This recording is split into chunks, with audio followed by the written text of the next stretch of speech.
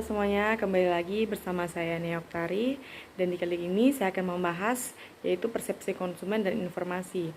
Adapun materi yang dibahas di bab ini yaitu ada yang pertama pengertian persepsi konsumen, yang kedua ada proses persepsi konsumen, yang ketiga ada pengertian cita, dan yang keempat ada pengolahan informasi, kemudian yang terakhir yang kelima ada pembelajaran konsumen.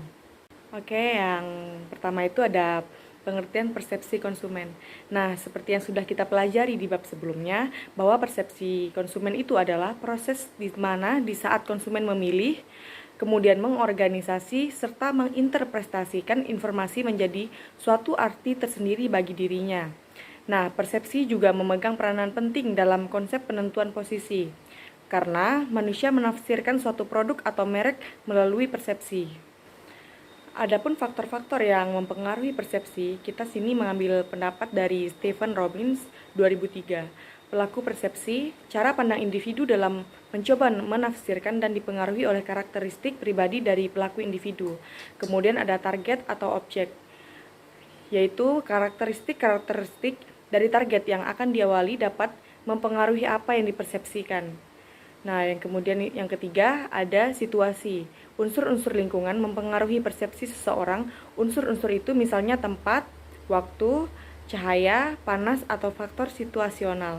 Adapun proses persepsi konsumen, menurut Vinda dan Suharti pada tahun 2015, terdapat 3 tahap dalam pembentukan persepsi konsumen. Yang pertama ada sensing, kemudian yang kedua ada organizing, dan yang ketiga ada reacting. Nah, yang pertama kita akan bahas apa itu sensing. Sensing adalah tahap pertama dalam proses kerja persepsi konsumen. Sensing juga sering dicirikan dengan kemampuan indera fisik. Pelanggan akan menggunakan tahap ini untuk mengumpulkan pengetahuan tentang produk perusahaan. Nah, contohnya pada tahap ini adalah pelanggan yang sedang melihat ukuran, bahan, dan nilai estetika sebuah produk pakaian. Dan kemudian yang kedua ada organizing. Nah, pada tahap ini pelanggan akan memproses seluruh informasi yang telah mereka peroleh dan menafsirkan nilainya berdasarkan konteks, kebutuhan pribadi, serta faktor lainnya. Nah, yang sangat subjektif selain itu, pelanggan juga akan menentukan kebutuhan mereka dan membandingkannya dengan aspek lain yang mereka anggap penting. Contohnya, konsumen yang ingin membeli sepatu olahraga dapat memprioritaskan harga tetapi juga warna dan kualitas solnya. Kemudian yang ketiga, yang terakhir ada reacting. Di proses reacting ini, pelanggan akan bertindak berdasarkan informasi dan keputusan yang mereka ambil selama tahap sensing dan organizing. Akan tetapi, faktor internal dan eksternal seperti kebutuhan pribadi dan ulasan online juga bisa mempengaruhi tindakan akhir mereka. Meskipun setiap reaksi dan faktor penyebabnya berbeda, pelanggan cenderung memilih proses evaluasi dan yang serupa sebelumnya akhirnya dan terakhir mereka akan membuat keputusan. Nah, setelah proses persepsi konsumen, kemudian kita akan mengetahui pengertian citra. Apa itu citra?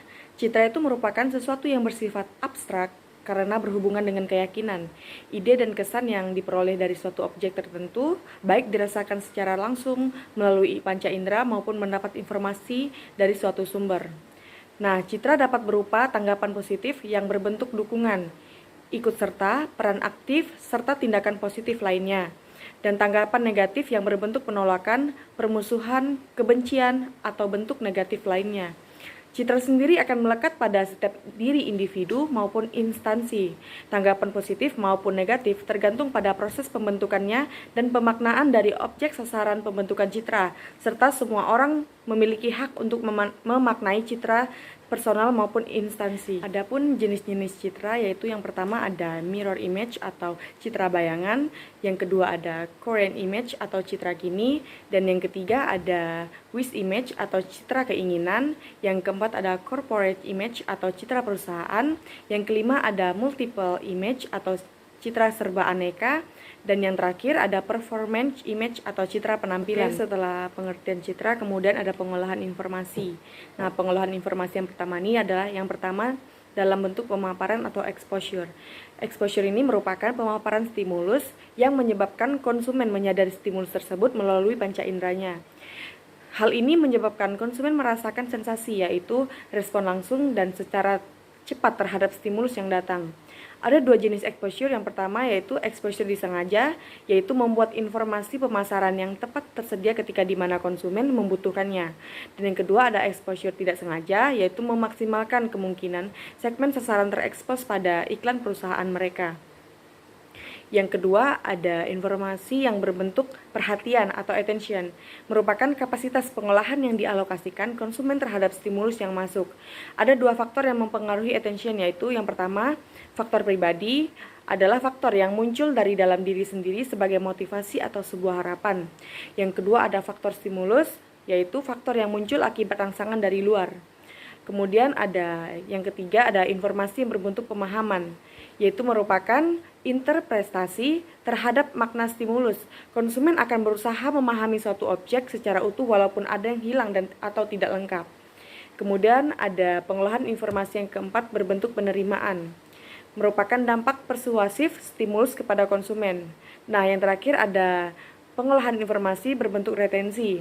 Retensi itu merupakan pengalihan makna stimulus dan persuasi ke ingatan jangka panjang. Informasi yang disimpan konsumen adalah interpretasi konsumen terhadap stimulus yang diterimanya. Dan pembahasan terakhir pada bab ini yaitu adalah pembelajaran konsumen. Pembelajaran konsumen itu adalah suatu proses. Jadi, pembelajaran ini secara terus-menerus berlangsung dan terus berubah sebagai akibat dari pengetahuan yang diperoleh atau dari pengalaman yang sebenarnya. Adapun syarat proses belajar, yang pertama itu adalah motivasi. Motivasi ini biasanya daya dorong dari dalam diri sendiri konsumen. Kemudian setelah motivasi ada isyarat. Isyarat itu adalah stimulus yang mengarahkan motivasi tersebut. Kemudian dari isyarat beralih ke respon. Respon itu adalah reaksi konsumen terhadap isyarat. Dan tahap terakhir dari proses belajar ini adalah pendorong. Pendorong itu merupakan sesuatu yang meningkatkan kecenderungan konsumen. Oke, sekian pembahasan dari pembelajaran materi kali ini. Semoga bermanfaat. Thanks for watching dan sampai jumpa di video selanjutnya. God bless you.